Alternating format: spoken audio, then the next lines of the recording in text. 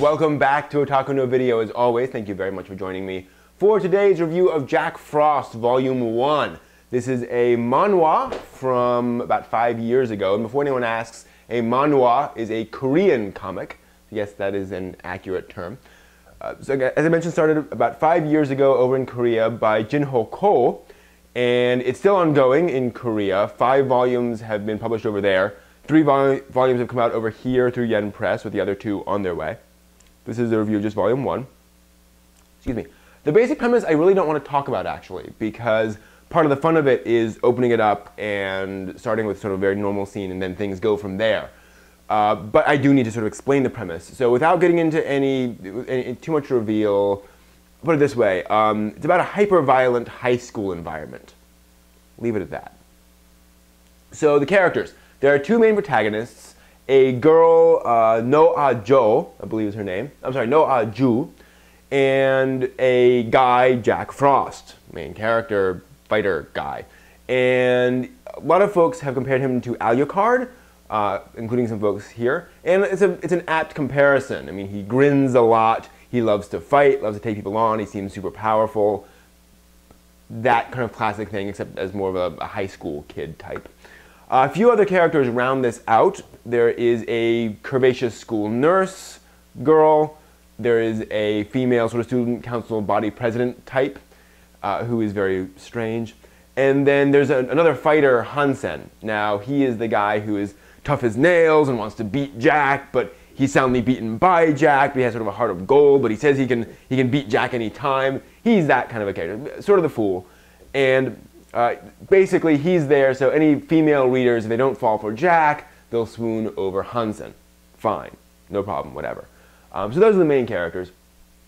Dialogue, actually, I wanted to mention, the creator actually does a good job of differentiating the voices of the different characters.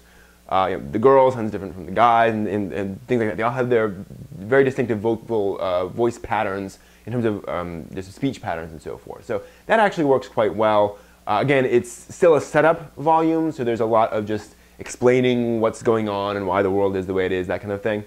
So not too much in the way of specific differences, but that's fine. Artwork, kinetic and very heavy. A lot of lines in the action sequences. Think Bleach, but darker in terms of there's lots of more scribbling on the page. I'm not complaining. Lots of detail, lots of fun. Good for those who like high-intensity shonen action sequences. Again, I'm not complaining, but it's that kind of a thing. And that is much of the contents of this volume. It is a lot of fighting, a lot of fighting.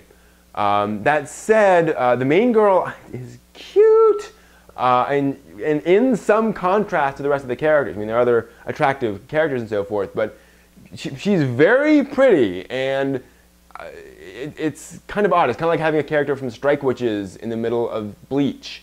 It just doesn't quite, and that's interesting.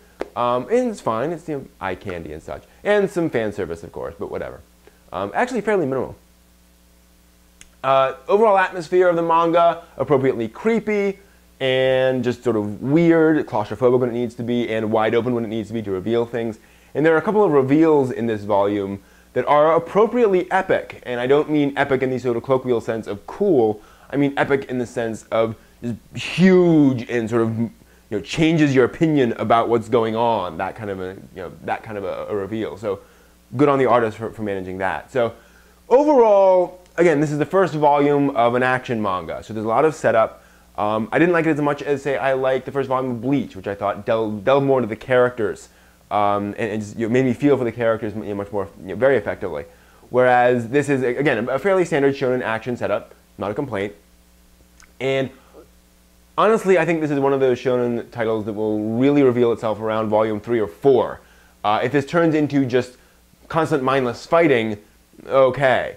And it is, I mean, much of this volume is kind of mindless fighting. So there's that whole question as to whether it's going to go somewhere or just devolve into standard shonen cliche and just dull cliche, because I'll watch a lot of action if I care about the characters. At this point, I don't quite care about them too much yet, so we'll have to see how it deals with that and whether we actually go somewhere with that material. So that's the overall, where Volume 1 stands. Shonen fans, you'll probably like this a lot. So if you want to talk about this, head on over to the forum. We have a fun, active forum, a couple dozen posts a day at the moment, over at otakunovideo.net/forum. You can stop by the blog at otakunovideo.net, where I blog about all sorts of things.